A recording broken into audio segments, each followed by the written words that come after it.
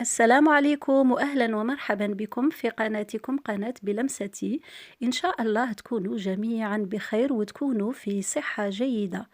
اليوم حضرت اللحم المفروم أحتاج إلى بصل مفروم، إلى كوسة مفرومة، وإلى جزر مفروم.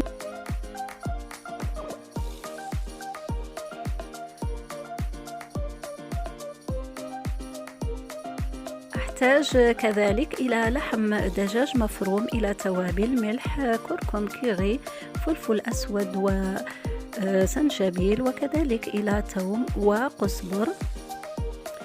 نغطي هذه المكونات ونخليها على جنب.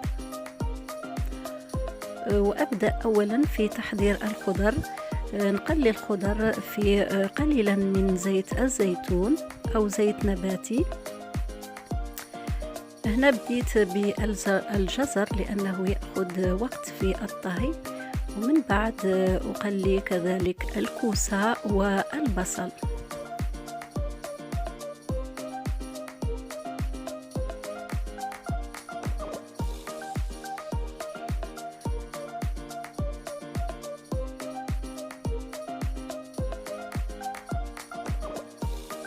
هنا ضفت ملعقتين من الماء باش ما يتحرقش الجزر.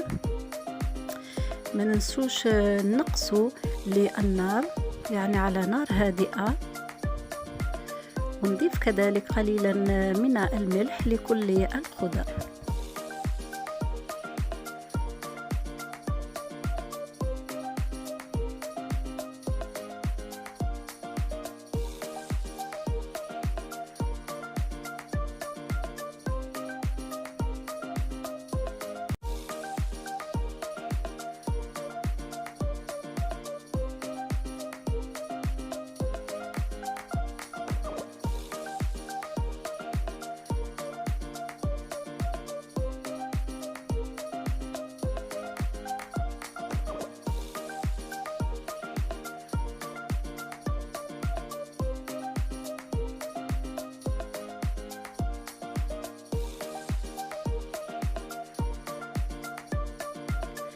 المرحلة الثانية نضيف كل التوابل، القزبر والثوم، إلى لحم الدجاج المفروم.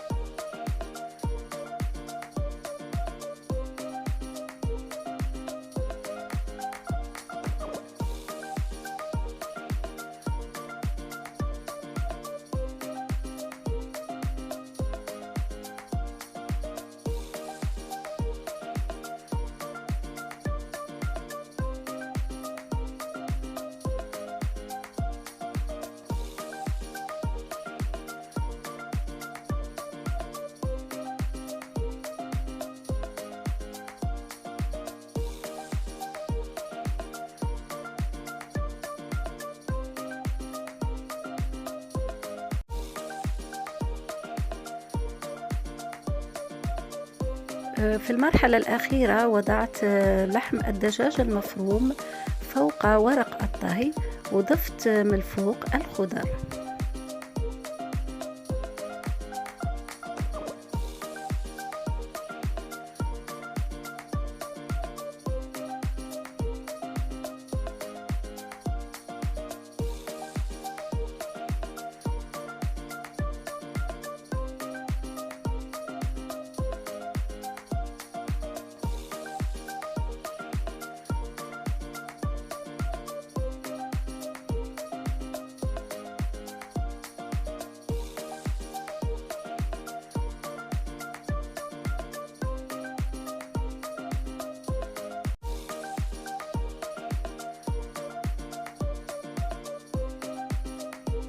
إذا ضفت الجبن كما لاحظتوا، ومن بعد ألف أو أطوي ورق الطهي بهذه الطريقة.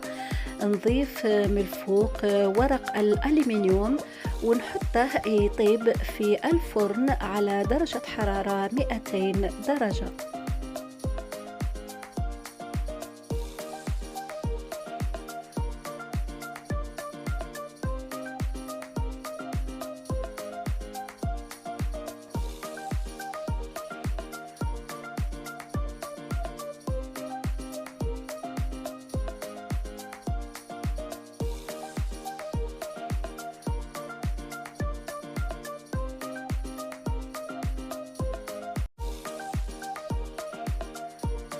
ضفت قليلا من الماء في الصينية باش الدجاج يأخذ وقته في الطهي، ما يتحرقش بسرعة وكذلك ما ينشفش.